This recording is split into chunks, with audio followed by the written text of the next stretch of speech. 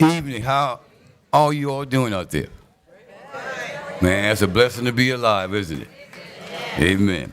We get ready to start the City of North Charleston City Council meeting for August the 13th, 2026, 6:30 p.m. Can we rise? We're going to actually have the invocation. That's going to be done by Councilman Greg Perry, and then we'll have the Pledge of Allegiance. Kind God, we thank you, we praise you, and we magnify you. We thank you for this day, for this is the day that you've made, and we will rejoice and be glad in it. We thank you for every individual in this room.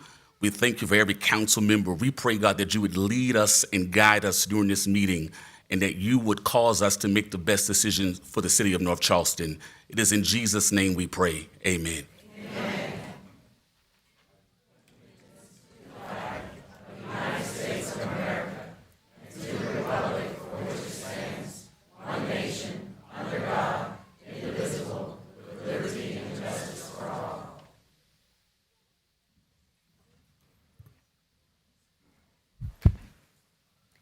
Our first presentation will be from the North Charleston Police Department for the Police Citizens Academy.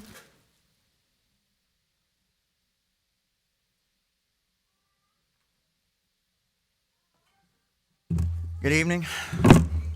Mayor Burgess, City Council members, Chief of Police, Acting Chief Scott Perry. The North Charleston Police Department is proud to announce the second North Charleston Spanish Citizens Police Academy, which started as a simple idea, has grown into something much more meaningful, a chance to bring our officers in the community together, learn from one another, build relationships that will continue long after these 8 weeks are over. And I might add a long 8 weeks. The success of this academy truly was a team effort. Officers and training staff all over our department, as well as other departments throughout the city, within the city, generously volunteered their time, shared their knowledge, and helped create an experience that our graduates could be proud of. Whether they are teaching class, demonstrating a skill, answering questions, or working behind the scenes, every person who contributed played an important role in making this academy a success. Their dedication, support, and willingness to share these expertise helped make this experience meaningful for our graduates, and we are truly grateful for everything who made it possible. I would like to give special recognition to William Leon, our community liaison and Spanish interpreter for the city. William played an important role throughout this academy, helped bridging the communication between our department as well as the Spanish-speaking participants throughout the course. His dedication and commitment helped ensure that everyone felt welcome, included, and part of the North Charleston Police Department family. I also want to recognize a prior graduate, Brendan Marquez, who stepped up to serve as a liaison between the class and our instructors. Also made my job a whole lot easier coordinating this. Her willingness to give back to the program she'd previously been a part of is a great example of the relationships this academy creates. I also would like to thank MPO Damala, who cannot be here tonight, for her social media coverage throughout the academy. Her work helped us share these experiences with the broader community and showcase relationships being built throughout the program. This is going to be a quick list I'm going to read through. Just want to thank all the instructors, Lieutenant Joseph Sherwood, Sergeant James Oden, Sergeant Diego Lizarazo, Sergeant Ron Metrogene, MPO Stephen Riviera, MPO Jeremy Woods, MPO Natalie Perales, PFC Juan Estrada, PFC Jennifer Aguilera, Detective Ashley Gonzalez, Detective Christian Bravo, Patrolman Juan Diaz, Evidence Technician Melissa Fuentes, and then Clerk Court Maria Munar. Lastly, over the last 8 weeks, our graduates learned about case law, community policing styles, traffic stops, firearm safety, emergency vehicle operations, building clearance, force-on-force scenarios, and many other aspects of law enforcement. But if you ask me, the most important thing they learned wasn't in the classroom. They got to know the people behind the badge. They saw the dedication, the challenges, and responsibility that comes with being a North Charleston police officer. And in return, our officers had the opportunity to get the people know behind the faces they see every day in our community.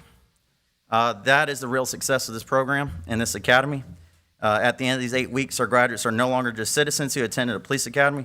They are people we know by name, people we have shared experiences with, and people who now have a better understanding of what our officers do every day. To our graduates, thank you. Thank you for giving us your time, asking questions, sharing your experiences, and allowing us to get to know you. You came here willing to learn from us, and I hope you leave knowing that you also have taught us something about the community we're so proud to serve. On this last note, You are now ambassadors for your communities, a bridge between the North Charleston Police Department and these citizens we serve. We hope this is not the end of a relationship, but the beginning of something that continues to grow.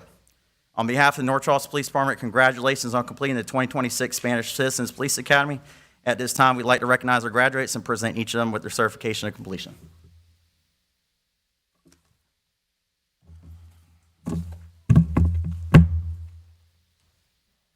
Good evening, Mayor Burgess, council members. Before we proceed with the certificates, I would like to recognize someone special and present to this person a Civilian Achievement Award, Brenda Marquez.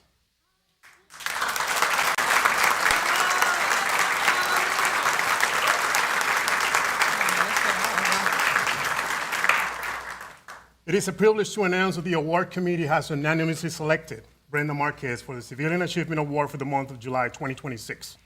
This recognition speaks highly of her performance and dedication to the citizens of North Charleston. Ms. Brenda Marquez is a distinguished graduate from our 2025 Hispanic Citizens Academy, whose continued commitment to our community has made a lasting impact.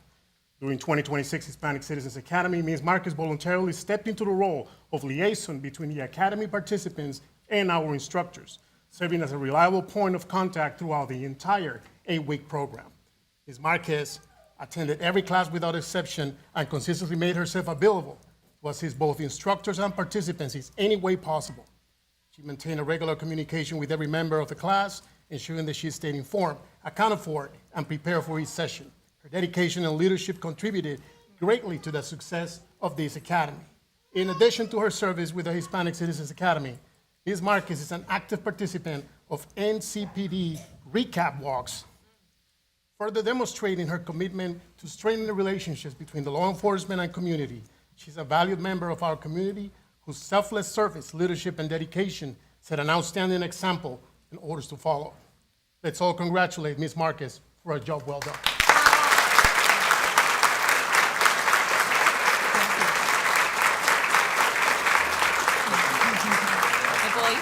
Sí.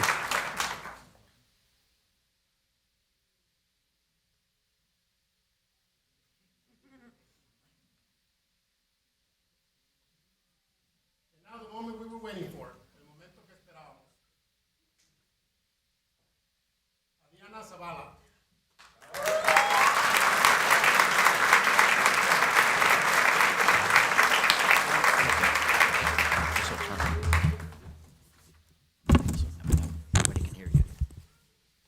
Juan Adrián Navas Ducán.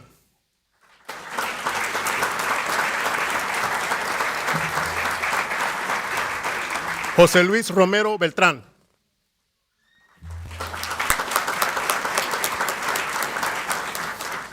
Carlos Cárdenas Becerra.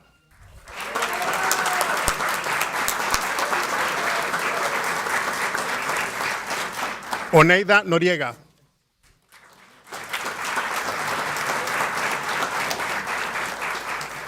Daniel Villalobos.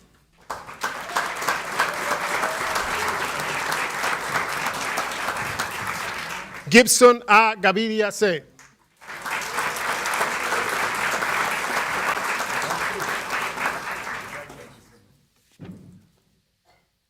Annette Glover.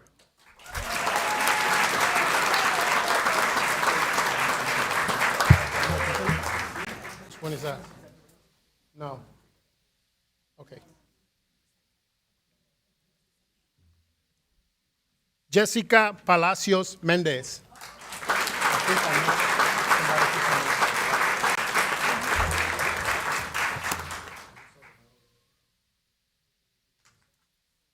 Okay. Jessica Palacios here? No? Jessica?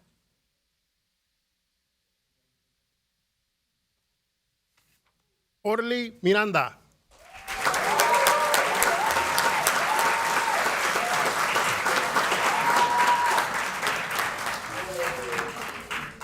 Erika Pedraza Díaz. Erika here? No? Okay. Salomón Torero. Erika.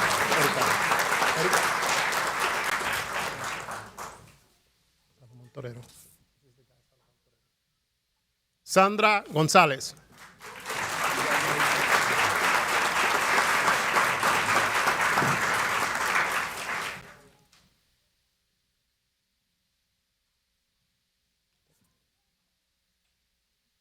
Daylin Márquez.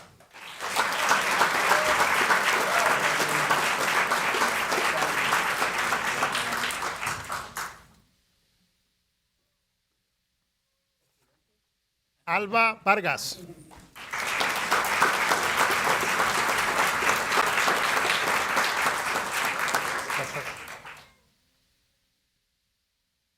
Duber Castrillón Jaliano.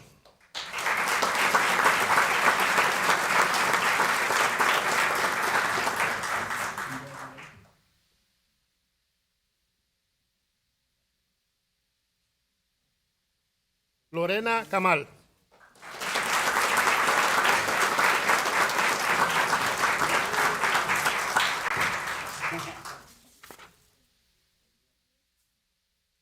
Nancy Turcios.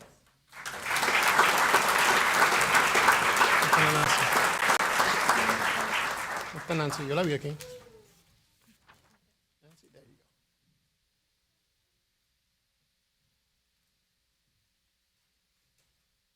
Juan Menéndez.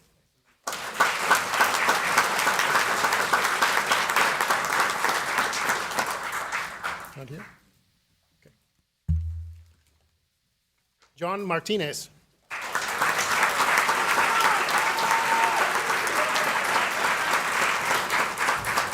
Ana Bermúdez.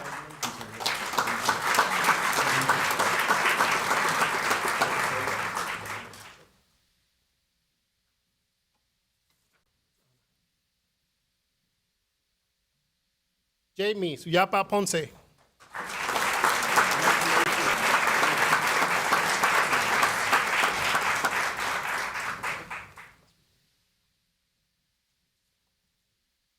Mayra Gómez Palomino.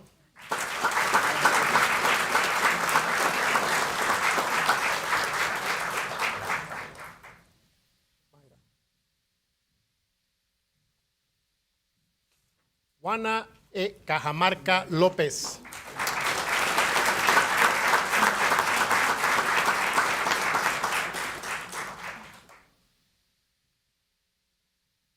Rosel Ruiz Tamayo.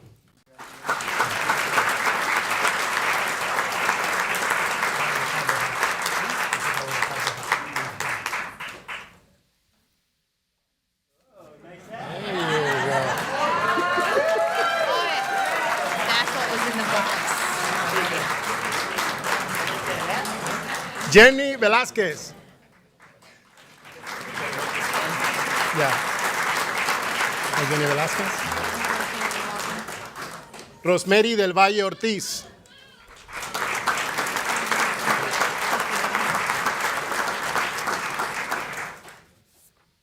Sammy Cajamarca Garzón.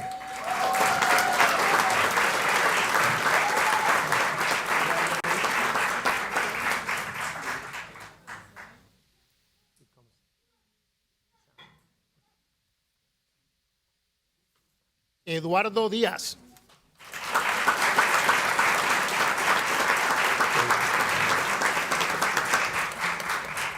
Josefina González. Last one.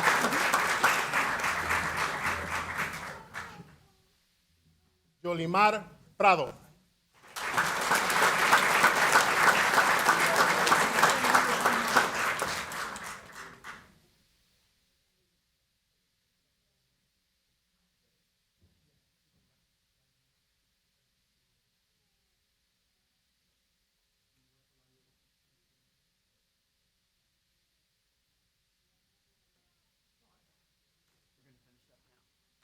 Clase de 2026. Al frente.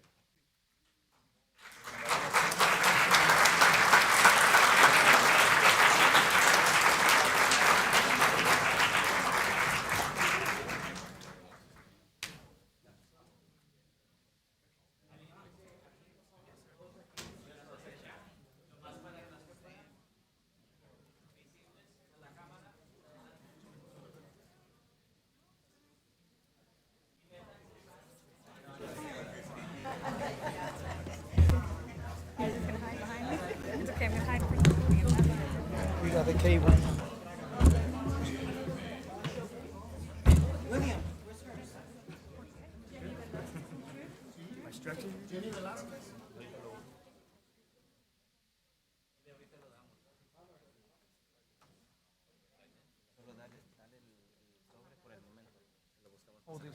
Quédate con ese por ahora.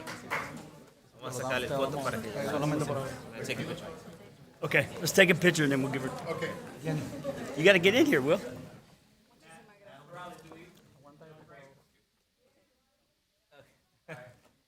Just smile, everyone. Sonrisa, por favor.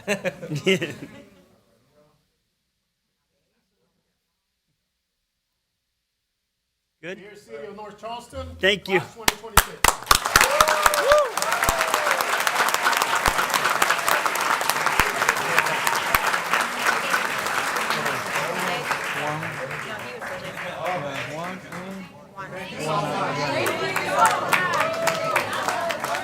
Vamos a seguir el mismo lugar donde estuvimos.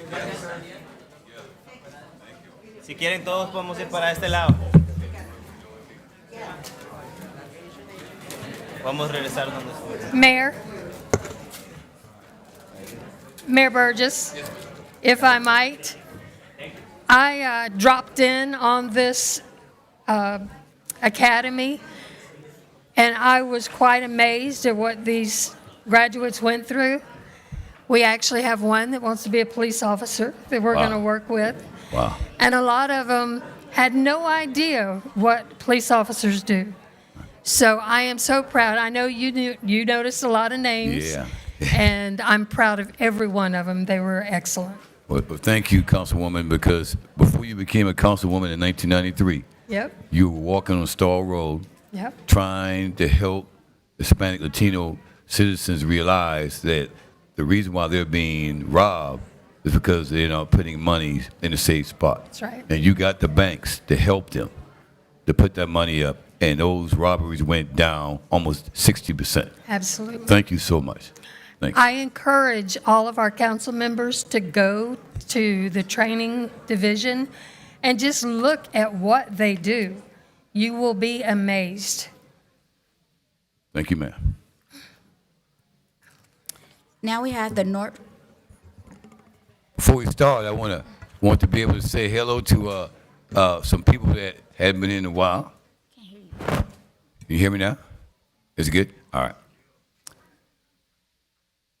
Miss Bob King, wife. I'll call her Miss King. I don't call her by her first name. That's the way I was raised. That's a former city council member, wife right there, who's been in my life a long time. Thank you, Ms. King, for being out here today. Thank you. Thank you.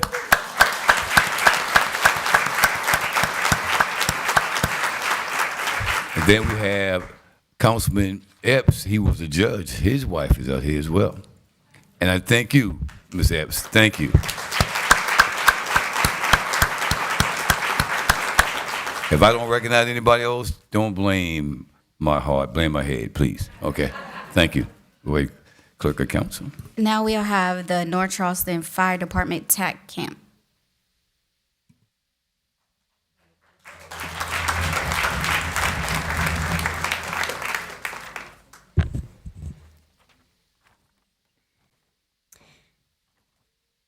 Mayor Burgess, members of City Council, I'm proud to share the success of North Charleston Fire Department's 5th annual Teens Aiding the Community, or known as TAC Camp. TAC Camp is more than a summer program. It is an investment in our young people and the future safety and resilience of our community. The goal of TAC Camp is simple: empower teenagers with the skills and tools they can use to help their families, their schools, and their communities during an emergency. This year, 16 students participated in hands-on training and certification, which included basic first aid, adult, child, and infant CPR, good babysitter, teen community emergency response team called CERT, Stop the Bleed, and fire extinguisher training. One of the most valuable aspects of TAC Camp is that our students didn't just learn from a textbook. They learned from the men and women who actually respond to our emergency calls. This program would not be possible without our partnerships, though. We are grateful to every agency and individual who volunteered their time and expertise to teach these students what to do during an emergency.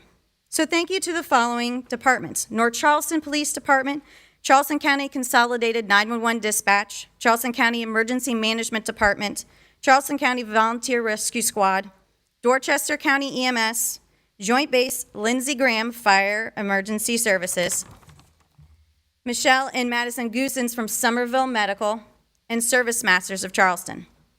In addition, I would also like to thank the city employees for stopping by during camp and talking to the students and instructing during camp. Chief Munn, Deputy Chief Gay, Deputy Chief Delaney, Dr. Love, and Special Assistant to the Mayor, David Cheadle. For my staff that helped me during this camp, I can't thank them enough because I wouldn't have been able to do this camp without them. I want to thank Fire Investigator Goosens, Captain Bunch, Captain Cahill, Firefighter Wilson, and then our administrative staff, Karen, Brooke, and also Kristen. They helped me feed the children, move the children, teach the children. If you've ever taught 16 children, all teenagers, food is important to them. So the most important thing was getting the food during TAC camp. Now, without further ado, I would like to present 2026 TAC camp graduates. Students, when I call your name, please come up front. Alex, Alfred, Caleb, Edward, Jack, Kayliana, Kimberly, head to the front, Madeline, Makai, Naomi, Natalie, Stefan, Suri, Trevelyn, and Phineas.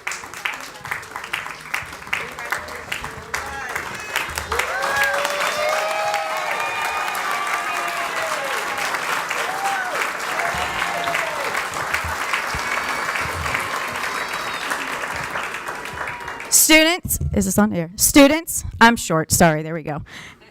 Students, I'm proud of you. I know I kind of gave you a rough time, not paying attention certain times. I tested you with different challenges of medical questions and scenarios. But thank you for spending one Thursday every week for 9 weeks with me. So I'm proud of you. Congratulations, you are now certified in basic life-saving skills, and you're going to get a medical bag when you guys leave here today. Mayor and council, this is your response team for the teenagers around the Tri-County area. Thank you.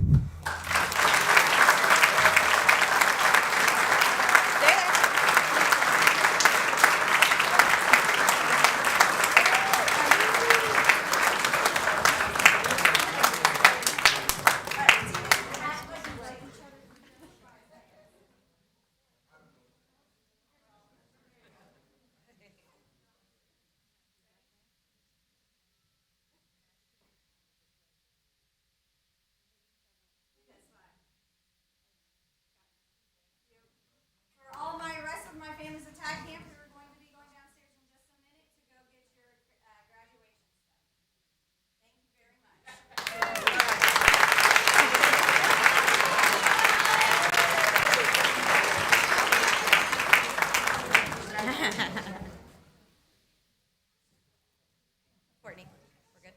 Yes. All right, we're actually going to go next, sorry. Follow us downstairs to the Montague room.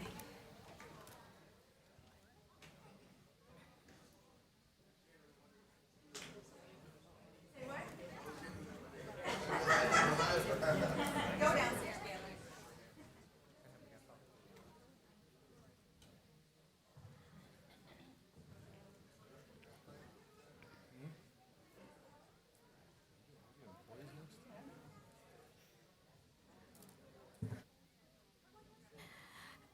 Our next item on the agenda is the recognition of new employees. When I call your name, please come to the front. With facilities, we have Jose Vega. The fire department, Cameron Baker, Connor Clean, Ryan Craft, Jess Dustin, Brian Evans, Herman Hampton, Norman Ritz II, Andrew McAllister, Trevor Thornton, William Wetmore. Police Department, we have Stephen Duran, Christian Easterby, Frederick Cruz, Michael Lorick, Derek Rodriguez, Logan Turner. In Public Works, we have Joseph Langley, Nathaniel Mitchell, Russell Smalls, and Marshall Spells. What a fine-looking group we have here. On behalf of City Council and our Mayor, Reggie Burgess, I'd like to be the first to welcome you as new employees of the City of North Charleston. I hope that each of you have a long-lasting career.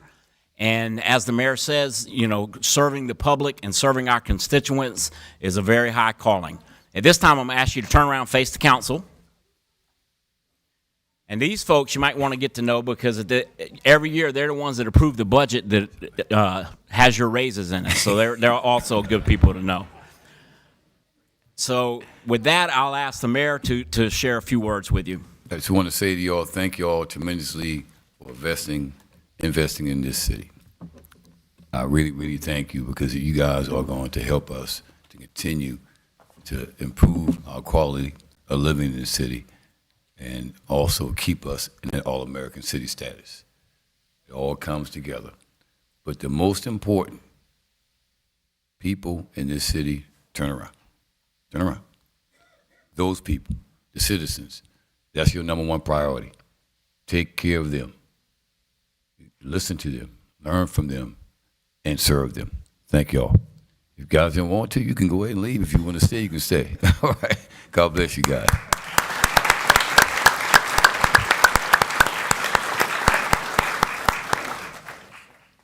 Shelby, please come to the front. I have a proclamation. Whereas Overdose Awareness Day is recognized around the world on August 31st as an occasion to acknowledge those who have experienced an overdose, as well as loved ones who have been affected. And whereas Overdose Awareness Day aims to publicly challenge and reduce the stigma associated with substance use disorders and sends a message to those who are currently struggling or have struggled with substance use that their lives are valued. And whereas the City of North Charleston and the North Charleston Police Department recognize the dedication, hard, and sometimes dangerous work of our community nonprofit partners, as well as our fellow law enforcement, fire, and emergency services departments who tirelessly strive to saturate our community with information, harm reduction kits, and connect those suffering with substance use disorders in our community.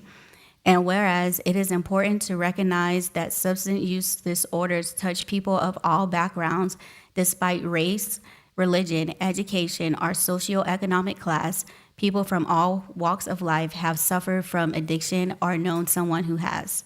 And whereas the people who suffer from substance use disorders are mothers, fathers, sisters, brothers, and friends to many, and it is up to our North Charleston community to make strides to reduce the stigma associated with substance abuse to bring about education and healing. Now, therefore, be it resolved, I, Reginald L. Burgess, Mayor of the City of North Charleston, do hereby proclaim August 31st, 2026 as Overdose Awareness Day.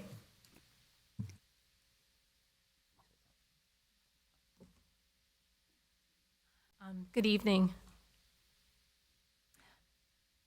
I'm so sorry. I always get nervous. I know I talk to all of you one-on-one, but when you're a whole group, it's a little more intimidating. Good evening, Mayor Burgess and the women and men of our North Charleston City Council. Thank you for officially recognizing August 31st as Overdose Awareness Day. Beyond this proclamation are actual boots on the ground, real works being done throughout our city, county, and state. I have a single candle tonight. The single candle represents the light that overdose awareness shines onto an otherwise awful and horrific disease that continues to take too many from us too soon. I'd like to give you just a little data because numbers are fun. So Courtney had printed out a slide for you guys to take a look at. As you can see, there is a marked reduction in OD deaths and suspected non-fatal overdoses throughout Charleston County. Why am I showing you all of Charleston County? Because overdose knows no jurisdictional lines, and really, the amazing men and women that I work alongside belong to a myriad of agencies, organizations, and nonprofits, both here in North Charleston and throughout Charleston County. I know that Asa, I saw you here, Asa is with favor. Judge Condon with drug court. Anyone I'm missing? Thank you for coming. Thank you for being here. This amazing coalition works across the greater Charleston area every day to expand free access to and training for naloxone. Partnerships with local agencies to ensure treatment resources are visible and accessible to all, and support funding for community-led prevention and peer support networks. Why all these strategies? Because these are the best practices from data gathered from around the country that shows they work. The bottom line, overdose is preventable, and one overdose death is one too many. No family should have to face this grief. Thank you for the opportunity to continue the work to help make our city a place of compassion, education, and zero stigma. Thank you for your time and leadership and your dedication to our North Charleston.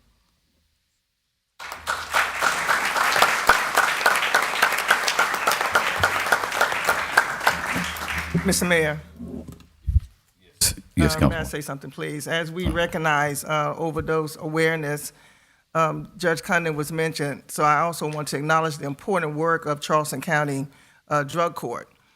Drug Court recognizes that substance use is simply not just a criminal issue. It's also an issue involving treatment. So every person who enters recovery must first have the opportunity to survive. And I just want to publicly thank the Charleston County Drug Court under the leadership of Judge Irv Condon. Thank you. Thank you.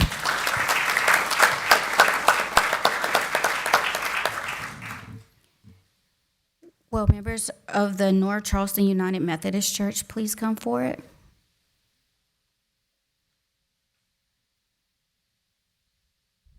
Whereas North Charleston United Methodist Church received its official church charge in 1920 and has faithfully served the spiritual, educational, and charitable needs of the North Charleston community for 106 years.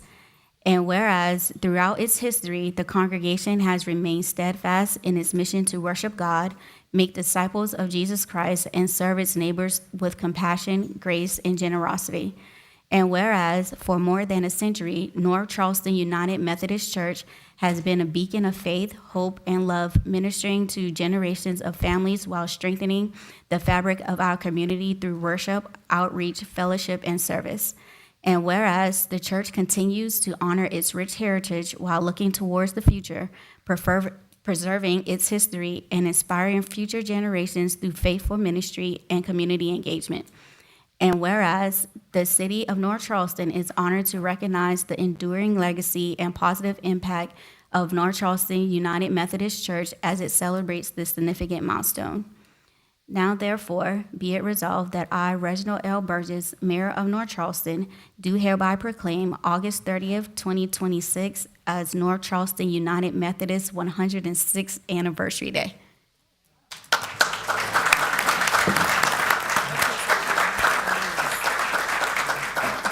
Mr. Mayor, I am a member of the United Methodist Church. I'm going to come down and join my Yes, my ma'am. members.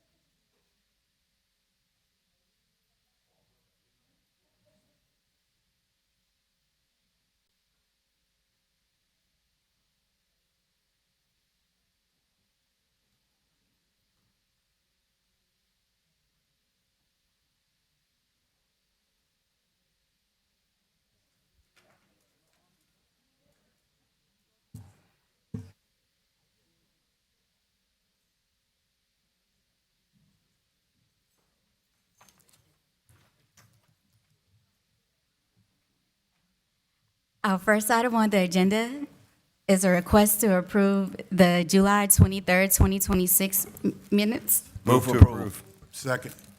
We have a motion and a second. Any changes or corrections? Here now, Madam Clerk, please call the roll.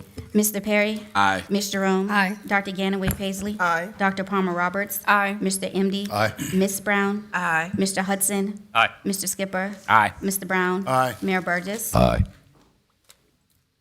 We have the first reading of an ordinance rezoning the property addressed as 4937 Durant Avenue, Charleston County, TMS number 47115, parcel 76, from R1 Single Family Residential to B1 Limited Business in Council District 10.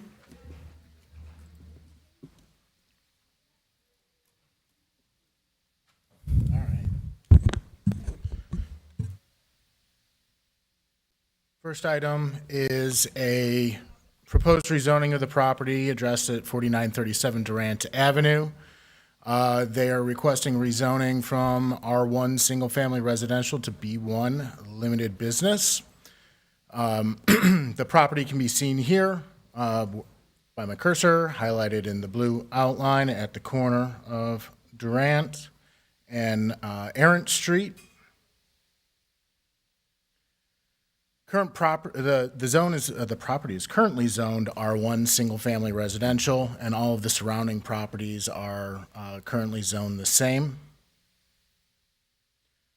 The subject property is designated as traditional neighborhood development by the comprehensive plan, and this designation is used for areas that can support a mix of uses, smaller lots, higher densities, which would include single-family residential development, duplexes, townhomes, and where opportunities exist for infill, that would be encouraged as well.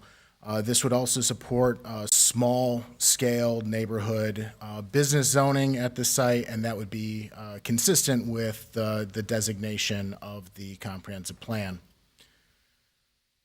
We can see here the subject property is currently developed with a church on the corner. The adjacent properties are developed as single-family homes, and across the street is an elementary school on Durant Avenue.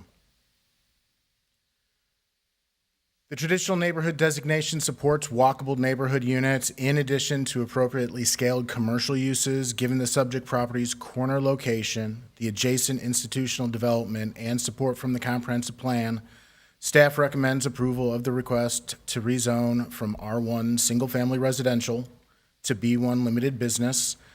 This property had a public hearing at the July 13th Planning Commission meeting, where the Planning Commission recommended approval unanimously.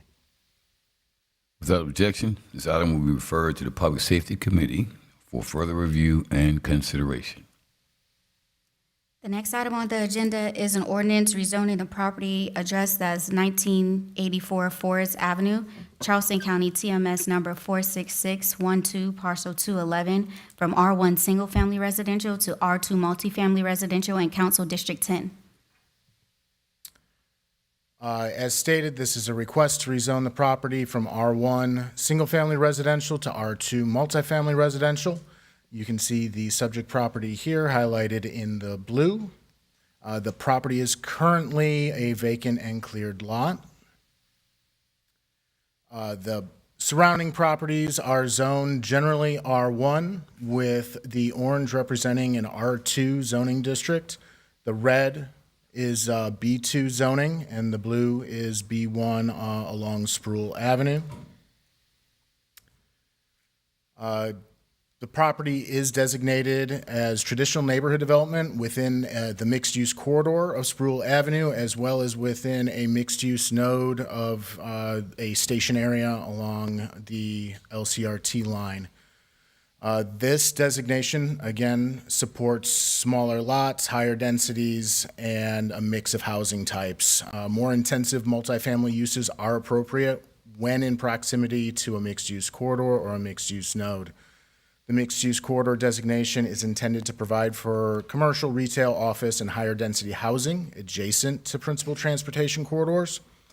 And the subject property is also within a mixed-use node, as I stated before, and the comprehensive plan defines these as primary target areas for future mixed-use development. Transit-oriented development is encouraged in these locations to create compact, walkable, mixed-use, distinct centers within a short walk of transit stations. As I said earlier, this is the subject property, is been cleared and is ready for future development. The area surrounding the subject property is developed with a mix of single-family and multifamily uses. The property to the west is zoned R2 and functions as a duplex. And to the west, on the corner of Forest Avenue and Cosmopolitan Street, is a small apartment complex. Given the nearby residential uses, an expansion of multifamily uses would not be out of character with the subject property surroundings. Given the subject property's location in proximity to principal transportation corridors, the neighborhood's mixed residential development, and the support from the comprehensive plan, staff is recommending approval of the proposed rezoning of the property from R1 single-family residential to R2 multifamily residential.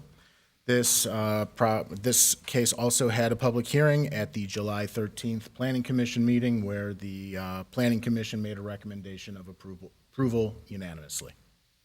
Okay, without objection, this item will be referred to the Public Safety Committee for further review and consideration. Adam McConnell. The next item is a resolution supporting the Vision Zero approach to eliminate traffic deaths and serious injuries within the city of North Charleston, and Adam will be presenting.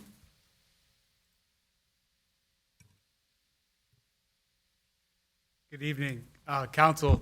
A few months ago, the city was awarded a Safe Streets and Roads for All grant through the Federal Department of Transportation. That grant is there to establish a safety action plan, a comprehensive safety action plan for the entire city. We've engaged a consultant, Mead and Hunt, and we've done a lot of preliminary research, and we wanted to present you briefly some of the initial findings of that research. And also, you're looking at a resolution which is called, I forget the exact name of it, but we'll call it a Vision Zero resolution. That is basically making a commitment to reducing serious injuries and traffic fatalities by 2045. I have my friend Inez here who has been working very diligently with a very talented team of people and a lot of our public and community members engaged in the process. And she's going to give you just a very brief presentation, and then you can take a vote on the resolution. Thank you.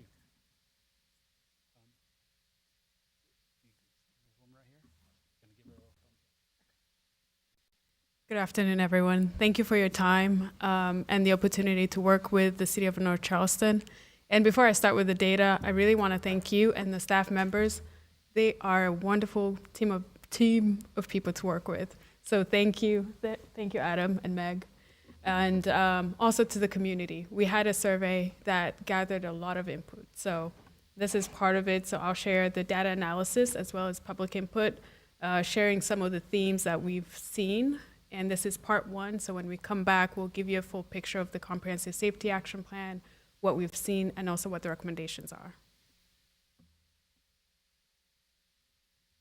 So the purpose of the Comprehensive Safety Action Plan is to reduce roadway fatalities and serious injuries through proactive and a data-driven safety strategy, and to improve safety and accessibility for people of all ages, disabilities, as well as travel modes, so those who walk, bike, as well as drive or use transit to go to work or their activities throughout the day, as well as address high crash locations, find strategies to reduce unsafe driving behaviors, as well as address systemic transportation safety issues.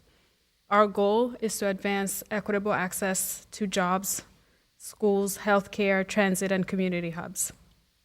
Through this process, we'll develop recommendations and projects that will prioritize and make sure that they're implementable, and also develop policies that will deliver measurable safety benefits and position the city for future implementation funds.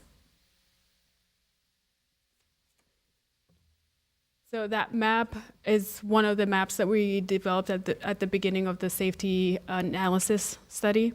and it shows concentration of fatal and serious injuries on major roadways. So as you see, Dorchester Road, I-26, Rivers Avenue, Ashley Phosphate, 526, all those are major roads, and that's where you see the highest concentration of fatalities and serious injuries.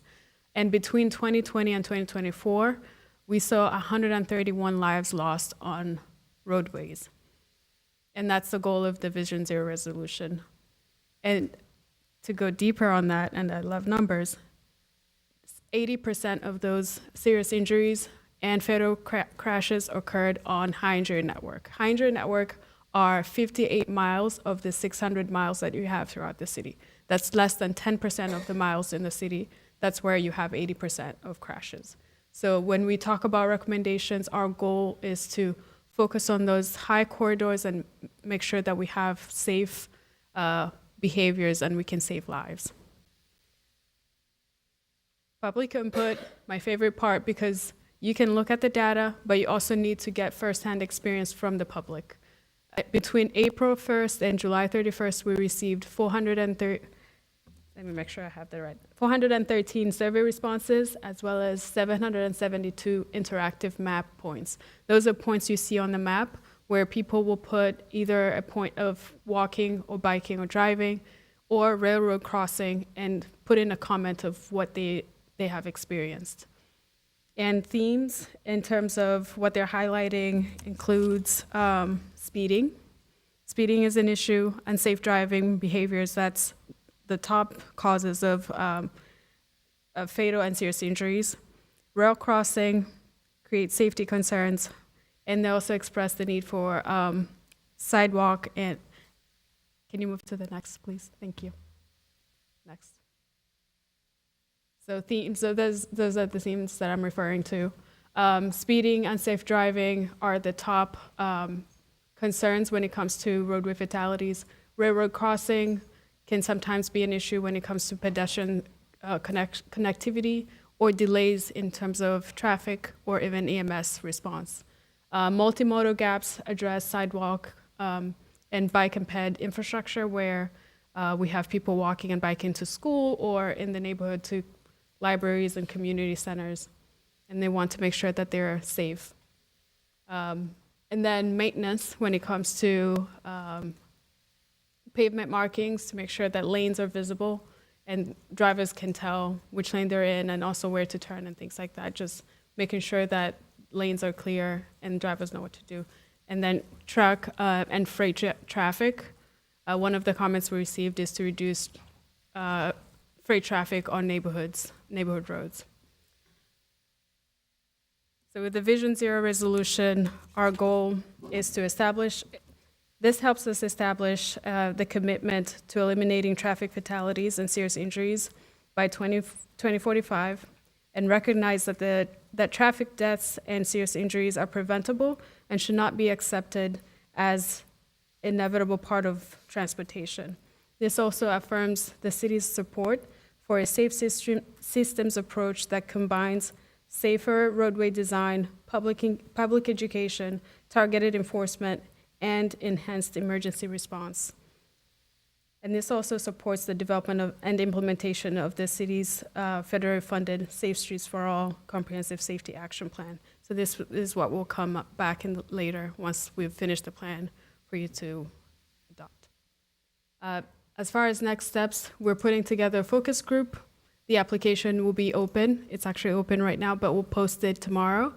And we'll gather a group of 8 to 12 public members of the public to give us their opinion as well. We've worked with the steering committee. We've had 2 different meetings and started to develop objectives and strategies. So we want to refine them through public opinion and public input. In October, we'll continue refining those objectives and develop the action plan.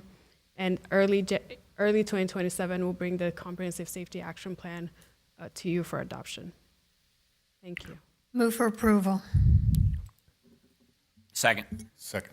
Okay, before we go to a motion, I want to be able to say that Meg, who works in our projects team, she was thoroughly involved with this. Where's Meg? And thank you, Meg. She's doing a whole lot, working with the Raleigh Institute, and a lot of other agencies to find better ways for connectivity and just really making this city an easier city to get around. Thank you, Meg. And Katie Zimmerman, well, here you go. You know, that's the bike person right there. Katie fights all over this county, all over the state, so we can have connectivity for bike riders and pedestrians, and we thank you so much for Charleston Moves. Thank you. All right, we have a motion and a second. Yep, question. Yeah, and thank you guys for the work you've done. And there's just one question that I have. This grant that you received, this is just for the planning stage of it? Yes. At this time? Yeah, so the grant itself is to come up with the comprehensive safety action plan that we'll be bringing back to you guys for adoption. At that point, there'll be a prioritized list of improvements, and those improvements we'll need to find money for, right? Yeah, And so that's this the sets question. us up for additional grant funding from whatever source that may be in the future. And that's really an example. Mount Pleasant Way, have you heard about this project, Mount Pleasant Way, where they're trying to get basically a multimodal path throughout the entire town?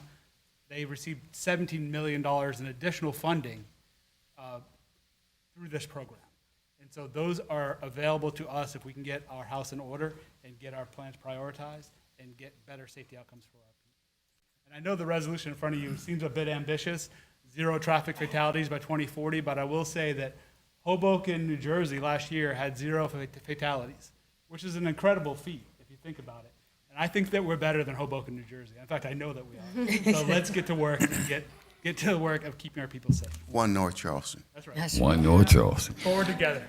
Always. Right. we have a motion and a second. Any other discussions? Hearing none, Madam Clerk, please call the roll. Mr. Perry? Aye. Ms. Jerome? Aye. Dr. Ganaway Paisley? Aye. Dr. Palmer Roberts? Aye. Mr. MD? Aye. Ms. Brown? Aye. Mr. Hudson? Aye. Mr. Skipper? Aye. Mr. Brown? Aye. Mayor Burgess? Aye. Our final item on the agenda is a request to approve the cooperative agreement with the County of Charleston for the city to regain a participating jurisdiction under the county's urban entitlement program. Move for approval. Second. We have a motion and a second. Any discussions? Hearing none, Madam Clerk, please call the roll. Mr. Perry? Aye. Ms. Jerome? Aye. Dr. Ganaway Paisley? Aye. Dr. Palmer Roberts? Aye. Mr. MD? Aye. Ms. Brown? Aye. Mr. Hudson? Aye. Mr. Skipper? Aye. Mr. Brown? Aye. Mayor Burgess? Aye. We have 5 speakers tonight. When I call your name, please come to the front and you will have 3 minutes. State your name and address for the record. Madeline Kuzminski.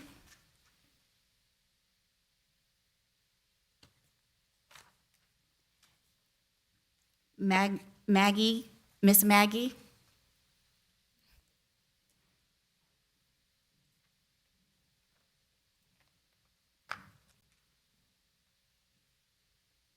Hi, I'm Maggie Cloniger, address 2 Leone Lane in Hanahan.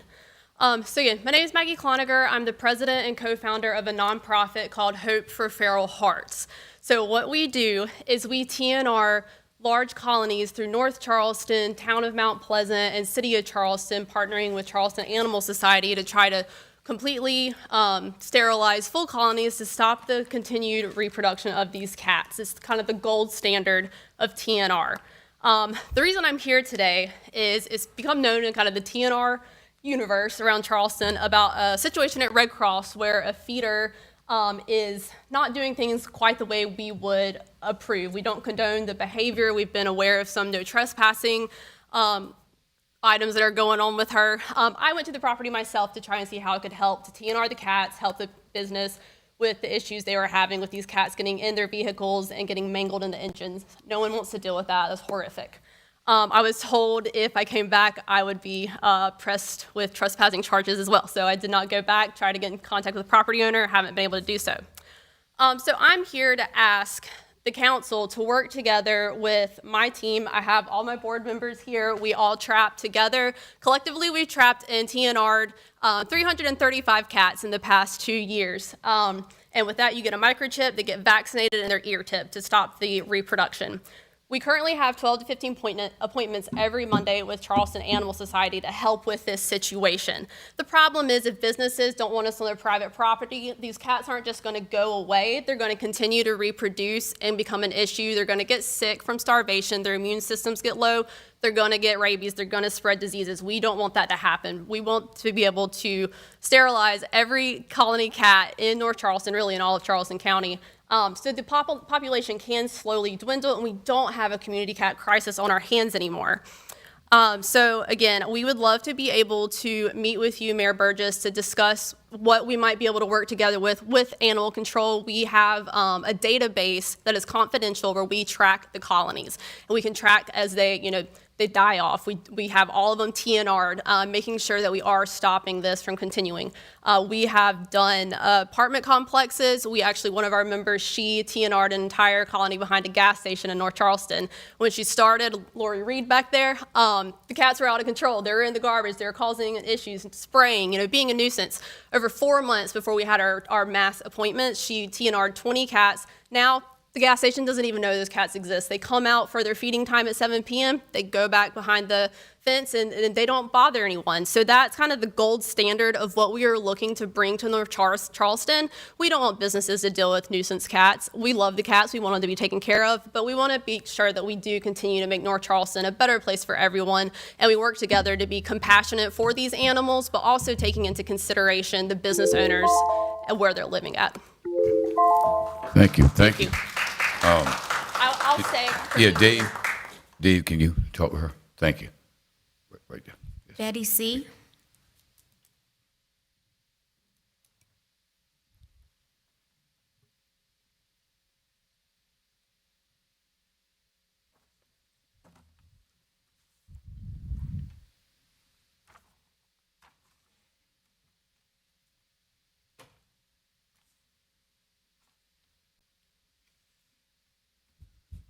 Good evening, Mayor Betty C., 2413 Eagle Drive, North Charleston. Good evening, Mayor Burgess and city officials. I stand before you tonight on behalf of the Millen Park Star Road civic community to address two important issues: the noise wall along Millen Park Road and the replacement of our community center. First of all, the noise wall. This has been a long-standing concern for our community. Our meeting minutes show that this most recent issue has been discussed as far back as 2014, with additional discussions in 2014, 15, 25, and most recently, July the 21st, 2026. At our July meeting, we were informed that the noise wall would not be included in the proposed November 2026 referendum. We understand that North Charleston has many needs and that funding can only address so many projects at one time. We also understand that there has to be consistent follow-up, advocacy, and keeping these issues routinely and not intermittently before City Council, which is necessary to keep our community priorities moving forward. We intend to continue doing just that moving forward. However, we also need to know from the city, if the noise wall cannot be addressed through this referendum, what is the contingency plan? When will the next opportunity to be available to fund and construct this wall? We don't want this issue to simply be postponed without a plan. Second, our community center. We are grateful that we finally have approval to move forward with the new community center. And we appreciate everyone who has helped bring us to this point. However, our community continues to struggle to receive clear information about the project's timeline. I contacted Rick Combs and received a response, but unfortunately it did not provide the clarity we need to understand where we are in the process or when we can reasonably expect completion. The sale of our previous community center without meaningful community input remains a sore spot for many residents. While we cannot change what happened, we can make sure that moving forward, the community is informed, involved, and kept updated. Therefore, we are respectfully requesting a documented project timeline, including the major phases of design, permitting, approvals, construction, and anticipated completion. We are also asking that consistent communication and updates with our civic group throughout the process. Mayor and city officials, we are not asking for special treatment. We are asking for transparency, accountability, communication, and a clear plan. Our civic group is committed to continuing and follow up and advocacy because we understand that community priorities must remain before the council until there is a resolution. We want to work with the city. And if I can, I have exactly what we are asking for, outlined, dated, and also a copy of an email that I sent to Rick, what I'm asking for. Yes, ma'am. And this is what we are asking for. This is an email back from him, what he gave us, which is ambiguous as far as I'm concerned, and we are looking for clarity. Yes, ma'am. Thank you. Thank you. Miss Marcy Duan? Please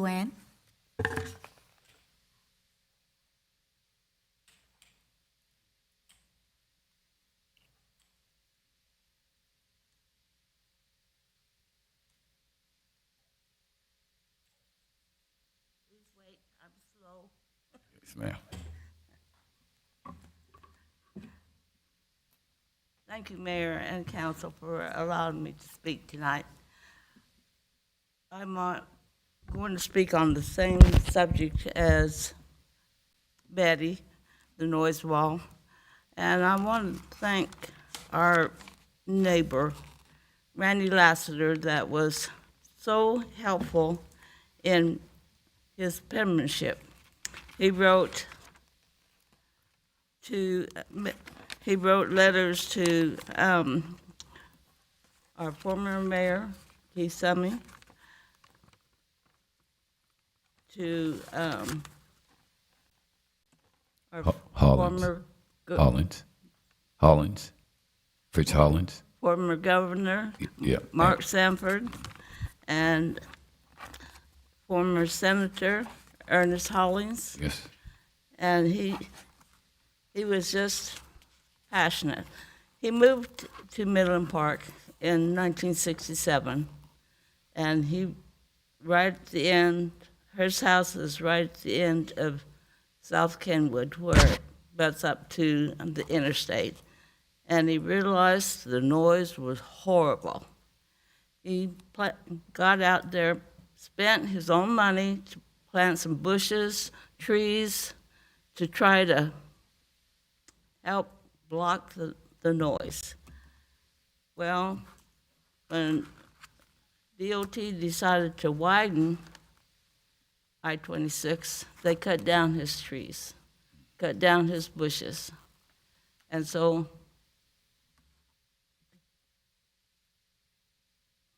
then he had the noise again. And he's 90 years old now, or soon to be, and most of the people that live right there by the interstate are in their late 70s, 80s, and 90s, including us. And it's heartbreaking for me because Midland Park is a passion of mine. I've lived there probably 38 years now, and of course, I was not homegrown.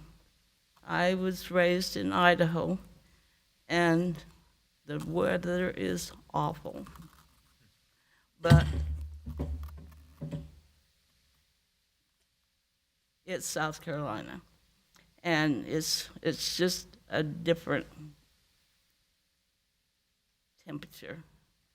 But anyway, I have some pictures that I took to What? I'm sorry. Go ahead. Understand.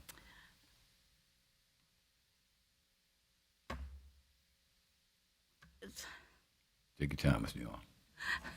Take your time. Thank you. No, take your time. I'm slow and I'm old. You here? Oh, sorry. You're here, though. But anyway, I had some pictures here that there was an accident on I-26 right there where the trees and bushes were cut down. And the car ended up off the interstate and overturned on South Kenwood, right there by Randy's house. And there's a newspaper clipping in here that shows the car. But it's dangerous.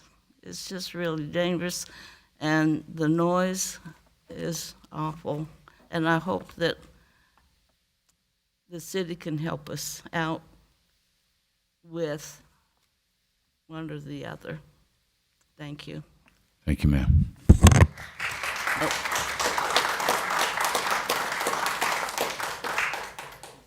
Miss Jeanette.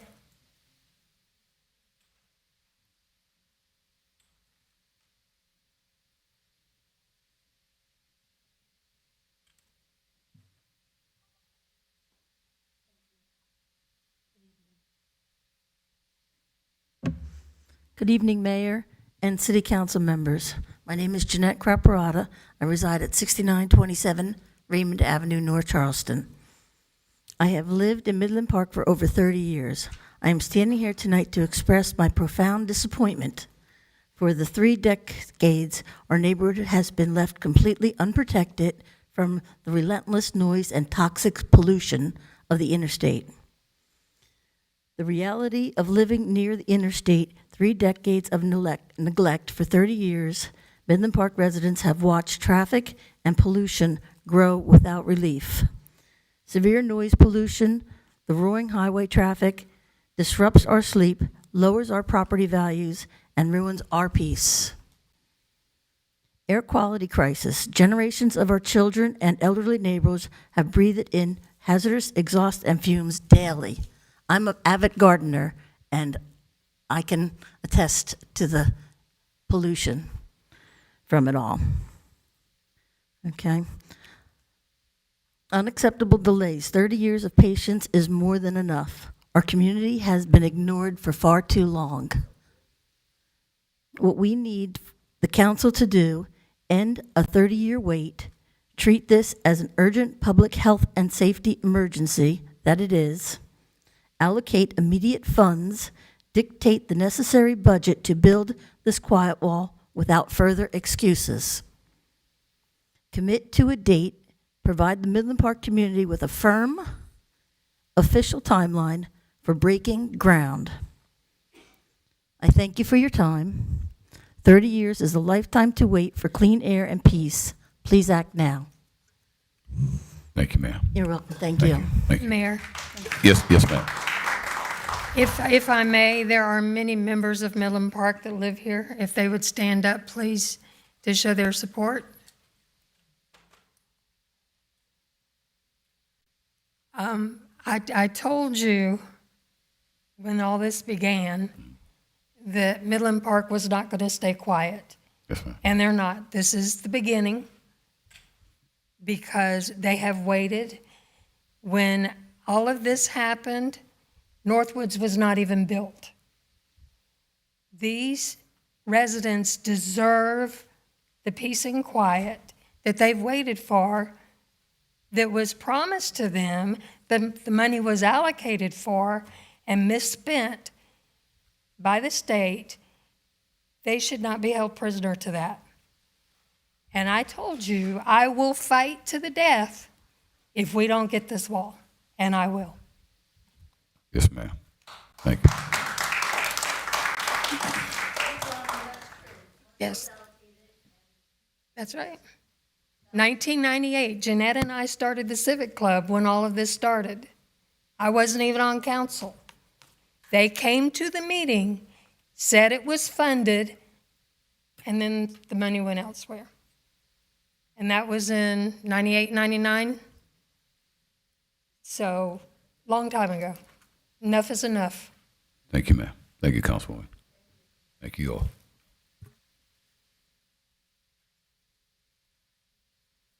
Mr. Mayor, before we conclude, if I could have a moment. Go ahead, Councilwoman. I am fully aware that we've had a lot of inquiries with regards to the former chief resignation.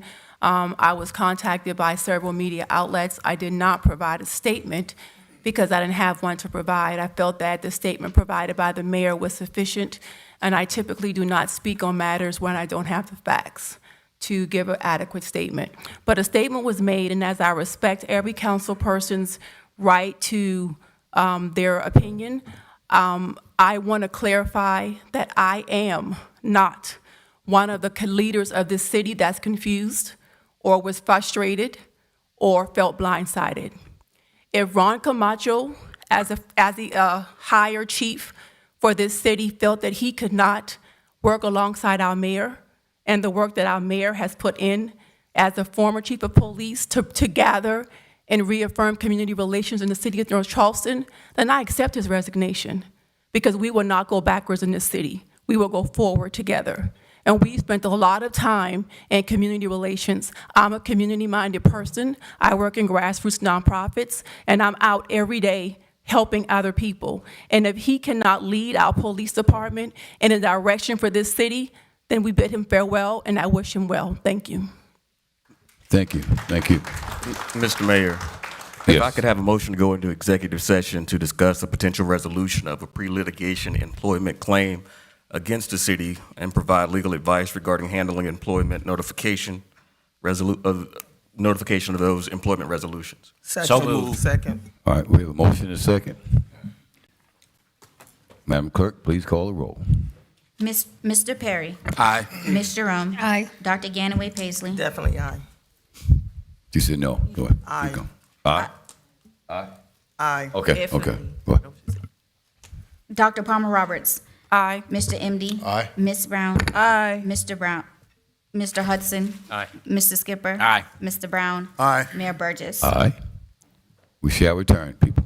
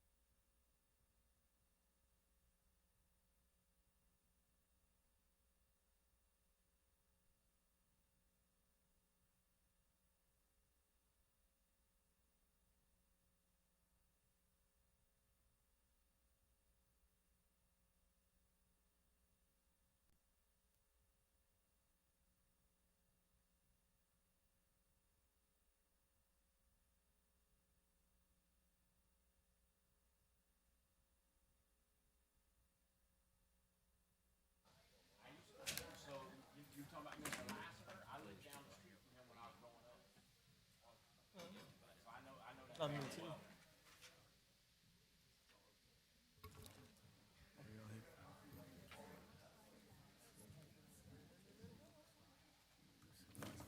it. Yeah, just Sherman.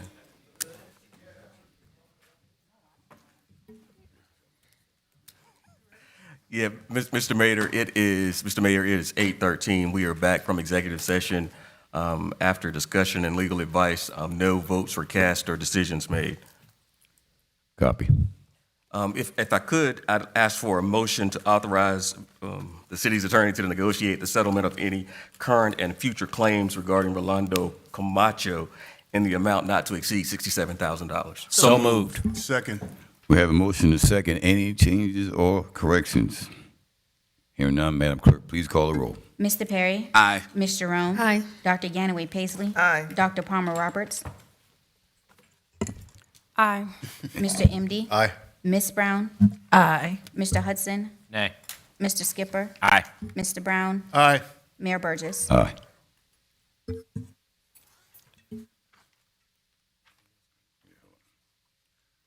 All right.